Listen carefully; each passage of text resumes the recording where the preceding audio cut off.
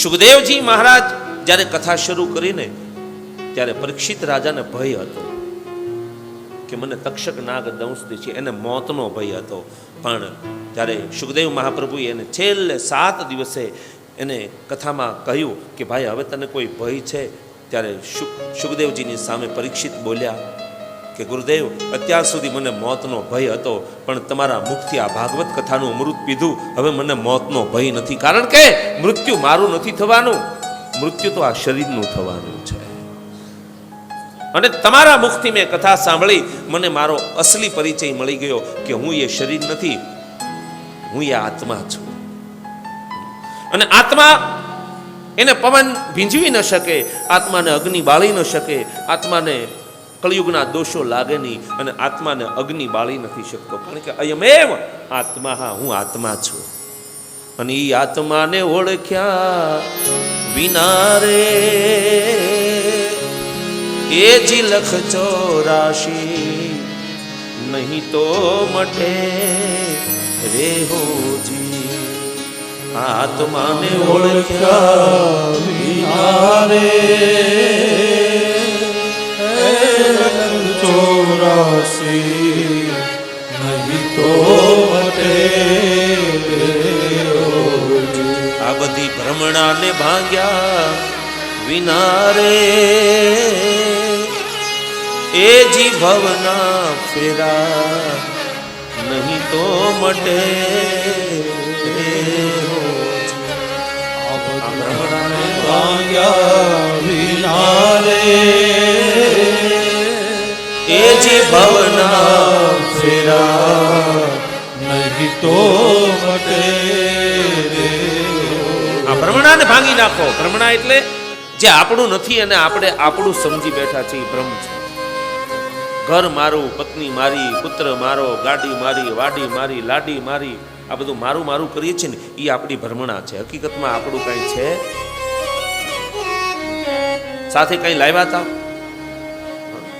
કંઈ લાવ્યા કોઈ અને લઈને જવાના છો?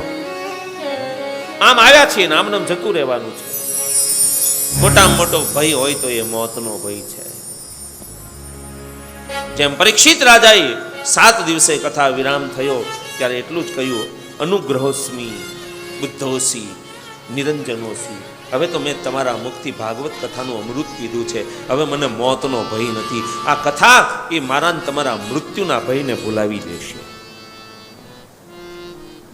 ભાગવત કથા દ્વારા આપણને એટલું સમજાશે કે હું શરીર નથી, હું આત્મા છું. આ હાથ કોનો? કે શરીરનો છે, મારો નથી. આ આંખો કોની? શરીરની છે, મારી નથી.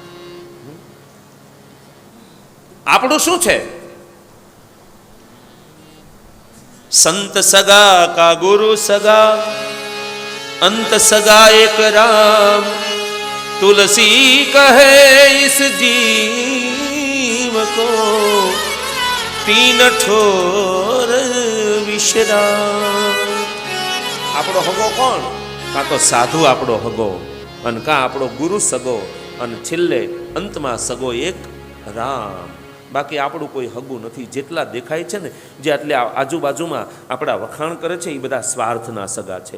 જ્યાં સુધી તમારી પાસે રૂપિયા હશે, રૂપ હશે, ત્યાં સુધી આવો આવો આવો જીતુભાઈ પધારો પધારો. પણ એ રૂપિયા છે, રૂપ છે એટલે. બાકી રૂપ ગયું અને રૂપિયા ગયા એટલે તમને એના એ લોકો એમ કહેશે કે ભાઈ હવે જવા દો ને, જોયા આવે એને. સુર નર મુનિવર કી યહ રીતિ, સ્વાર્થ લાગઈ કરહી સબ પ્રીતિ. જ્યાં સુધી સ્વાર્થ હશે ત્યાં સુધી આ દુનિયાના લોકો તમારી સાથે પ્રેમ કરશે, પ્રીત કરશે. જેવો એનો સ્વાર્થ સમાપ્ત થયો એટલે કોણ તું અને કોણ હું. દુનિયાનું કંઈક આવું છે.